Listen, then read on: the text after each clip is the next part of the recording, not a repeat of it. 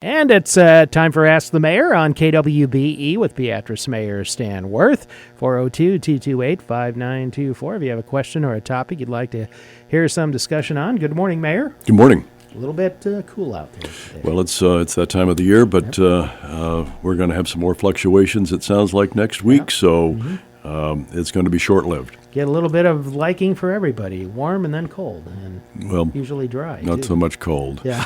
That's not to my liking. Yeah, not to too many people's liking. This past Monday held the reorganization meeting of the City Council. You have a new council president. New council president, Mike McLean, graciously accepted the position as president of the City Council, and it was done for a purpose. Councilman Rick Claybaugh is not going to run for re-election, and so it just stood to reason that we would go ahead and pass that torch on to Mike, who is actually running for re-election. My guess is that he'll do just a fine job. The council president always kind of announces the actions to be taken and the votes are taken, and it also fills in for you. It fills in for me and actually attends quite a few of the meetings that are held, to discuss different matters in a small group setting. So that's important too. Okay. One other announcement, kind of away from city business, but nonetheless important for this area, obviously, for many reasons, but an announcement on a new superintendent for the Homestead National Historical Park. New superintendent of the Homestead National Historical Park. Her name is Betty Boyko, and Betty has some family in this area. Betty actually was with the Park Service here in Beatrice for 8 years, and she has been at Fort Scott, Kansas, at a park there. She's been in the Park Service for now some 37 years. Takes over for longtime superintendent Mark Engler, who retired last year. That's correct. I know they had an interim person kind of filling in until that time, and it takes a little while to work through the process. So, but here's a new person. Yeah, absolutely. Look forward to meeting her. She starts mid-March. I see. Great. Nice to hear that that is settled, and a new person coming on board at the Homestead National Historical Park, which I'm still trying to get used to using. I know, that I'm name the same way. Because I've said monument a couple of times, and that's been changed by federal law to kind of better describe its role in the community. Old habits are hard to break, Doug. Sure are, I'll tell you what. Especially the older you get, it seems like they're really harder to break. So, wanted to ask you about, and we talked a little bit about it the last time here, but you hear things about the number of hospitalizations going up in Nebraska for COVID, hospital capacity, becoming a little bit of a concern with the Omicron variant. You hear, stories about, is it going to peak in a couple of weeks and then start to go back the other way? Since you're a member of a local health board, and I know you haven't met formally recently, but have you had any maybe informal, discussions between board members as to where you're at this point? It's kind of interesting you bring that up. I did visit with the medical professional that sits on that board just yesterday, and we had a really good discussion, I think, and his perspective is that it, at this point, is under control, in spite of the fact that schools are closed today and tomorrow, just because you can't get staff to educate the students. I think the school is being really proactive in trying to avoid the in-home learning process or the virtual learning process again. So I think they're proactive in that. Hopefully by Monday, more of those teachers, paras, will be able to come back and fill in those positions to educate our students. But at this point, the only reason we would maybe sit down as a Board of Health is to continue some form of education to the general public on how to try to avoid any contact, any spread of the virus. But I think everybody knows that.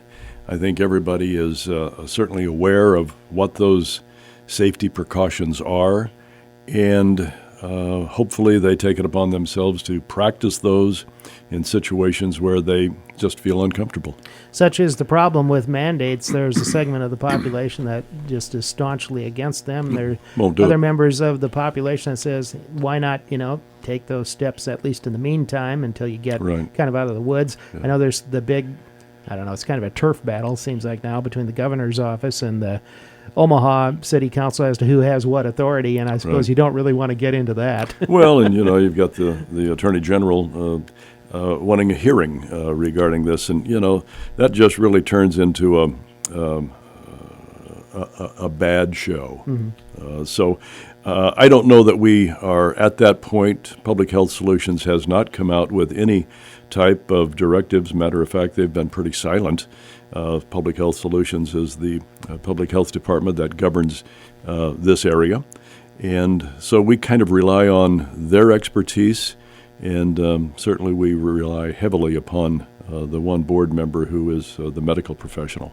I have noticed a little bit more, at least it appears to be a little bit of an increase in voluntary mask use, maybe just person to person, but also in some cases, some businesses they're not saying you have to wear a mask to get in, but they do strongly encourage it if you happen to have been tested positive or you haven't felt well. So I guess everybody's trying to reach the same goal to work our way out of this. It's just sort of kind of up to the individual right now. That's the only way we can do it, because enforcing a mask mandate is tough to do. Yeah. And all you can do is recommend. Okay. We haven't talked about it for a little while, but of course your police chief is going to be retiring this summer, and That's what he thinks. Yeah. Still trying to talk him out of it, huh? Police Chief Bruce Lang has served the city well for many, many decades. He was appointed back in the mayoral administration of former Mayor Dave Marstead, and has been the chief of police since that time. But he will be retiring in the summer. As far as the search process, what's kind of the update there? We had a meeting just yesterday, the chief, myself, and City Administrator Tobias Templemeyer, regarding the process of what we're going to go through step by step, and that process will hopefully get the application requests out by the end of January, and hopefully by mid-February to late February, we have the interviewing process begin. We would like to get someone hired sooner than later if we possibly can, just so that individual has the abilities to, if they're coming from out of town, to make that transition, find a place to live. We certainly want the police chief to live within the 2-mile radius of the city of Beatrice. Once we have a slate of candidates, they will be interviewed then and narrowed down to a certain point where we've got a few candidates, and then we'll have a panel of police chiefs come in, maybe a police chief from the Omaha area, one from maybe Kearney, maybe North Platte, along with Chief Lang, who will visit with those individuals, interview those individuals, ask them the tough questions that they would ask. From that point, then we go to a panel of community members that I will select, and that panel of community members will do the very same thing. They'll have a series of questions to ask these individuals, and just trying to figure out which candidate really rises to the top. We'll try to do some type of community engagement with those candidates, taking them around the community, showing them different things that we have in this area. And then finally, the Civil Service Commission will take their chance at interviewing the candidates, and will rely on their recommendation. And this is a civil service appointment as opposed to a at-will employee. An at-will employee situation is not very attractive to a lot of individuals that would apply for this position, because depending upon who the next mayor is, maybe they don't like the grayness in your hair or some other things. You walk with a limp. I don't know. But you could change police chiefs as you change administrations. With civil service, you have to show cause as to why you're going to eliminate that particular position or that particular individual's job. Top positions in public safety don't really go along with local politics in terms of making the decision of who's going to be the chief. As you mentioned, you don't want that to play into the thing. You want to find the best person you can who fits the community the best. And there's a litany of qualifications that we have spelled out of what we're actually looking for. There has to be a minimum bachelor's degree from a college or university, minimum 3 years of command level experience at a civilian law enforcement officer as opposed to military law enforcement. 10 years as a police officer of a civilian law enforcement agency, and the list goes on and on and on. Right after the chief announced that he was going to retire, did you get any really early interest? Because I don't know if other, command level officers around the region are really watching all the time as for positions that may be open. Did you get any early interest right away or not? We haven't. We have not. Okay. Now, if there is some, the chief may have known about it. He hasn't conveyed that information to us, but I think what we're going to do is wait for the application process to run its course, and then hopefully we get 10 to 15 candidates, and then we make our selection from there. 228-5924 if you have a question for Mayor Stan Wirth today on Ask the Mayor.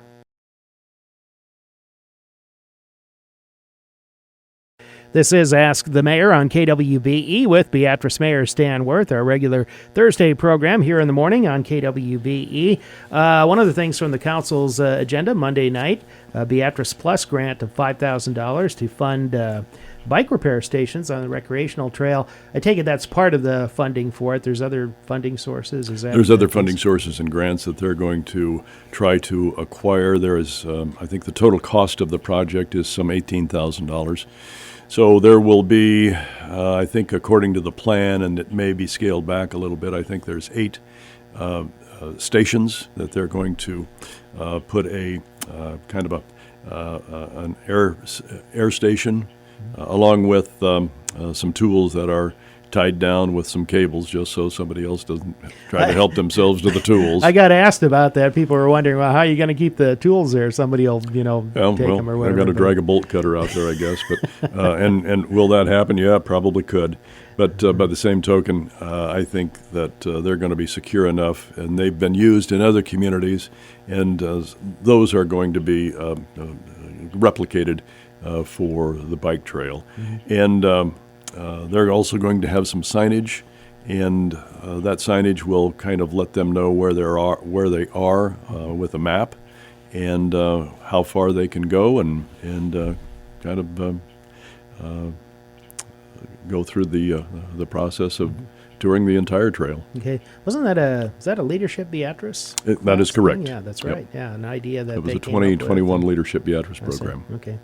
Any update on the discussion you've been having recently regarding regulations of food trucks? That's ongoing. We're going to have something in place.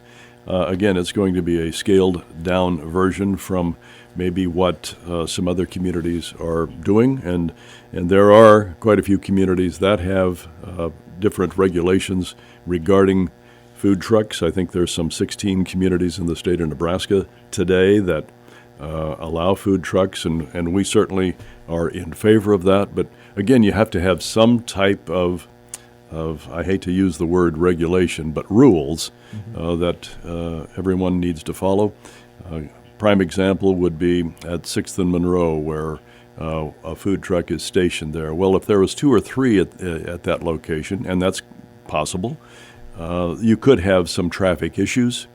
And if you have traffic issues, the general public isn't going to call the vendors. They're going to call city administration and myself as to why there's traffic blocking their thoroughfare. So, again, these things can be worked out, pretty minor. Whether or not we charge for them, really don't care, because you're kind of tripping over pennies to save dollars if you're trying to make charge somebody $25 to. So really, the overriding issue is more make sure they're in places where it maybe can do the most good and fits in with everything else. Fits in with everything else, fits in with zoning requirements. And, for instance, I think Monday night we had a couple of requests, and we approved those requests for food trucks. I think one was at 4th and Court. There's going to be another one at the Stone Hollow Brewery. And so those will come to our city council meetings. We'll approve those, and there's no fee to that, just so that we know what's going on and where. Yeah. It kind of is amazing sometimes how you can get into an issue like this and prompt so much discussion and concern, yet, as you mentioned, for years and years and years, you've had people apply for, permits to do temporary things like sell on city right away, which helps bring in crowds to events and things like that. So it's kind of like we're not really, it's not really new territory. It's just that you're talking about it in the frame of food trucks rather than just an individual permit. It's just a little different animal, and we need to figure out how we're going to pet that animal. Yeah, or at least corral them a little bit or whatever. Monday night, an agreement with Omaha Public Power District approved regarding the wind farm share of energy you get from the Cottonwood wind farm, which replaces one you had and are leaving. We had an agreement with a company called Tenaska, and that agreement involved the Cottonwood wind farm near Hastings, Nebraska. We gave them notice and decided we're going to change providers and going with the Omaha Public Power District. They can do the same thing, but they're doing it cheaper. They're doing it about $90,000 cheaper than what Tenaska did.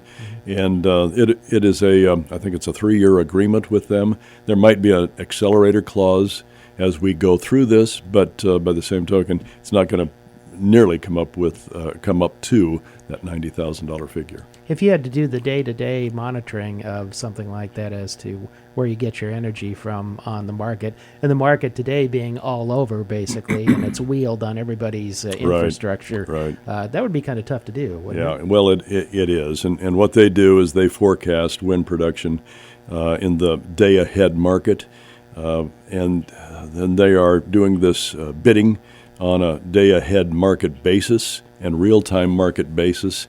These are things that I don't understand, okay? So, nor does anybody, I think. So I think that having that help is certainly what we need, and we're going to save money doing it. Okay. Before we take another break here, one interesting thing, kind of a cooperative effort that you're going to be undertaking is combining with the University of Nebraska-Lincoln and a graduate class to kind of look at what do you do maybe with streetscape issues downtown Beatrice, maybe get some input from the public, come up with some ideas. We approved an agreement with the University of Nebraska that's for the graduation level students to do some kind of a formation of a streetscape program for downtown, and also help with our redevelopment project that we received a grant from the Nebraska Department of Economic Development in the form of a community block grant in the neighborhood of $435,000. And they have done programs like this, I think, in David City and in Syracuse, and they will through the end of through the end of January of this year, we'll do a bit of a survey, walk around our downtown, and I think with the help of Main Street Beatrice, we'll come up with some type of a creative plan on how they see downtown Beatrice and what can be done. Cost is about $8,000, and Southeast Nebraska always forget Development that. District? Development District. SEND, as we know it. SEND, as we know it. I don't like acronyms, but anyway, that's a lot easier than trying to remember it. But they're going to supply about $5,000 of that $8,000 fee. And that'll be something, too, as I understand, you'd get public input on, too, at some later date as far as, and I don't think those sessions have been set, but sort of to get some feedback. They haven't been set yet. They'll be well advertised, possibly at the city auditorium or the public library where we'll have those meetings. Back with more to wrap up Ask the Mayor in just a moment with Mayor Stan Wirth. Back to wrap up Ask the Mayor with Mayor Stan Wirth today. A few items to touch on yet. We were talking about police issues earlier, and I understand there's there's a project going on to upgrade city's firearm range that training can be done and use of ammunition safely there. And don't want to give away the location because it's not a public one. It's the department. But what's going on? It's the location actually is northwest Beatrice. It's on city property. And there is some buildings out there that needed some repair, and what we're going to do is build a new building that will actually serve as a classroom also, and not only that, but it's just kind of an area where individuals can come out there. And when I say individuals, I'm talking about law enforcement, can come out and do their qualifications for shooting that they need to do. They have to keep that. They have to keep updated on that regularly, and so that's part of the process is to kind of enhance those grounds just a little bit to make it more conducive to getting people together, having a class, and doing their thing. Okay. Monday night, you got an update from your community development officer at the request of one of the council members regarding the adjoining building ordinance passed a few years back to get at, inspections to see what's going on with downtown buildings, because in those areas where you have buildings right next to each other, there's obviously a safety and structural concern for the neighbor next door as well. After hearing that report, are you pretty satisfied how things are going, or are there improvements needed? Or yeah, and I think so. And this was an ordinance that was passed some 3 years ago, and of the 118 buildings that are considered adjoining buildings, 92 have been inspected, and our community development officer, Rob Merrow, is pleasantly surprised, as you heard in his report on Monday night, of how good shape some of these buildings are in, with the exception of some minor repairs that need to be made. And with a little bit of money, those repairs can be made. Hopefully some of these folks will take advantage of the downtown revitalization grant that we have to help maybe do some tuck pointing and that kind of thing. But I think all in all, he was pleased with it. Now, one of the city councilmen is asking whether or not they need more help. And the answer there was maybe. Not to maybe put somebody else on staff. A part-time person probably wouldn't work out very well because you don't have that continuity on the day-to-day operation. And I think that there's busy seasons when in the spring and summer when building is in full swing, and that takes the time of our community development officer. And then we have a code enforcement officer that has to deal with the other issues of weeds and unsightly stuff. So that question is still being weighed just a little bit. If we hire somebody else, obviously it's going to cost us some more money, and so we're going to have to figure out where we're going to come up with more money to increase that staff. Okay. Well, there's one condemned building downtown that's back in private hands now. It is. 4th and Court. 323 Court Street is the address, and that has been vacated. The city took possession of it, and then we're turning around and selling it to the Heido family. And we're going to sell it to them at the very attractive price of $1. That saves us an awful lot of money in tearing a building down. The building's been condemned. They're going to go in and do what's necessary to bring that building back up to snuff, and it saves the city about $250,000 of tearing it down. Okay. Have just a little bit of time left, a couple of minutes today, but toward the tail end of Monday night's meeting, your city administrator is talking about an EPA rule that's kind of one of those things that results from when a community or two maybe doesn't do the job they need to do on some environmental issue, in this case water, ends up sort of a mandate for many other communities to do likewise, and that's the difficulty with lead water pipes and how many of you have in a community, inventorying them, replacing them. What do you think's in store for the city on this? Will this Well, be a pretty it's big going deal? to be a mandate, and we're going to have to do it. We'll have to take inventory. We've got a couple of years to do the inventory. We also have a period of time in which those lead pipes have to be replaced. How we do it, we're not exactly sure yet. We don't have the final rules on what we can and can't do. But if you have lead pipe or galvanized pipe, no different. They consider it lead pipe. If you've got copper or plastic, you're good to go. But it's the lead pipe and the galvanized that we're concerned about. All comes back and stems from the Flint, Michigan situation. And it was, I think, signed under the Trump administration, and now under the Biden administration, they're moving it forward. So it is something that we will have to deal with. The biggest change is that we're requiring the public inventory, and that has to be done by January 2024. Hopefully that individuals will allow us into their homes so that we can do an assessment. One of the councilmen brought up a great idea, is that, those later build homes, maybe we can just go to the actual plumber that did those, who can verify whether or not there's lead or galvanized pipe in any fashion there. Has some institutional knowledge out there about what's already there. So That's correct, and it would save us an awful lot of times. There's some 6,000 homes that we have to pay a visit to. All right. Mayor, thanks for being with us again. Thanks, Doug.